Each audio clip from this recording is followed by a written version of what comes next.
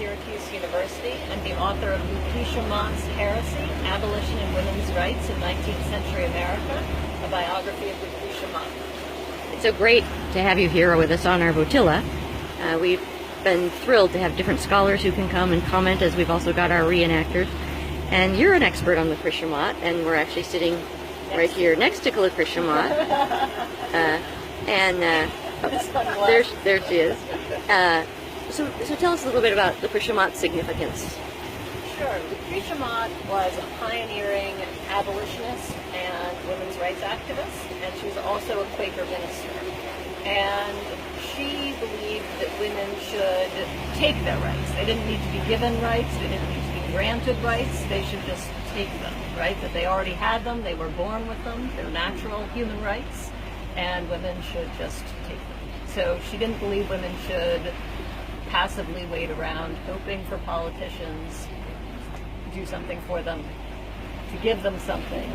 Just be assertive. And you're joining here on the Votilla. Yes. So what drew you to make this commitment to spend a day on these boats cruising down the canal? Well, it sounded like a lot of fun, and I'm very committed to this history. And I think it's really important that more people know about this history. When I mentioned that I wrote a biography of Lucretia Mott to people, they don't know who she is, right? And they say she's connected to the apple juice. She is not connected to the apple juice.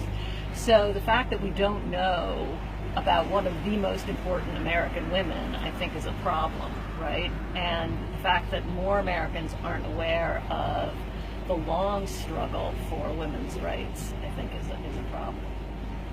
And later on today, when we get to Clyde, we will have Lucretia Mott sharing some of her words.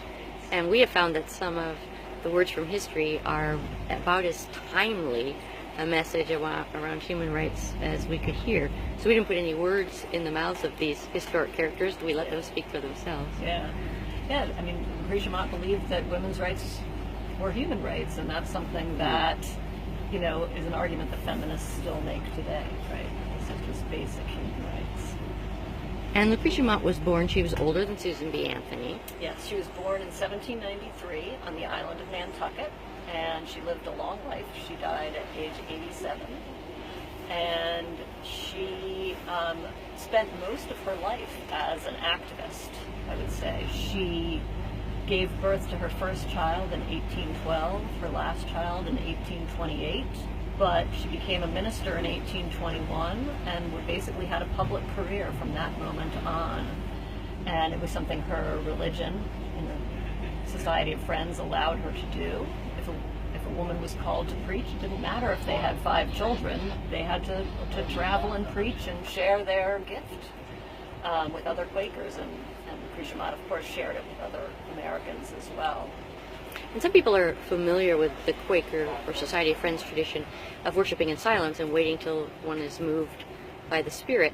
But there was also a whole tradition of preachers who would go from place to place and share a message. Yes. And Lucretia Mott was one of those. Yes. And she also was very committed to being moved by the Spirit in order to speak.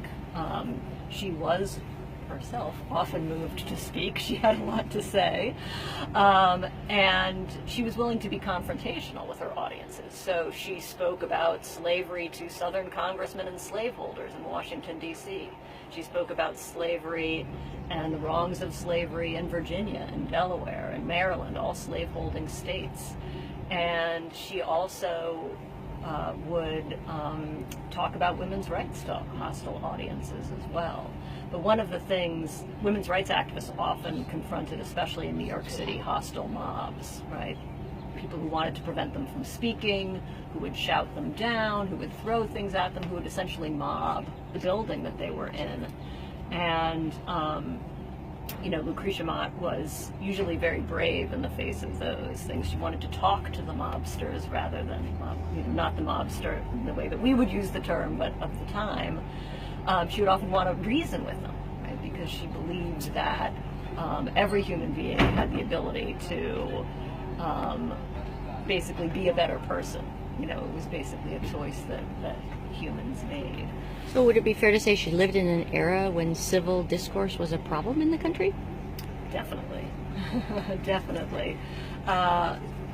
All the time, abolitionists and women's rights activists were shouted down, were prevented from speaking. They had buildings closed to them. Pennsylvania Hall in Lucretia Mott's hometown of Philadelphia was burned to the ground by a mob 5 days after it opened, with Lucretia Mott and other women, both white and black women, meeting inside, and they had to exit the building while the mob was trying to set it on fire. And is it true in the 17th and 18th century there were Quaker women in Massachusetts who actually faced being put to death for daring to teach Bible to promiscuous assemblies where men and women were together in a class, and it was believed a woman shouldn't do that? Well, to be a Quaker at all, a practicing Quaker at all, was a problem in Massachusetts, but for Quakers themselves, the Quakers accepted the female preachers. It was the other denominations that did not accept female preaching or any sort of female spiritual authority. But for Lucretia Mott, it was almost natural that women had that spiritual authority. Any human being could have that spiritual authority. It didn't come from a divinity school. It didn't come from the Bible. It didn't come from a university or college. And she's the one who famously said, "No authority but truth." Truth for authority, not authority for truth. Thank you so much. Sure, my pleasure.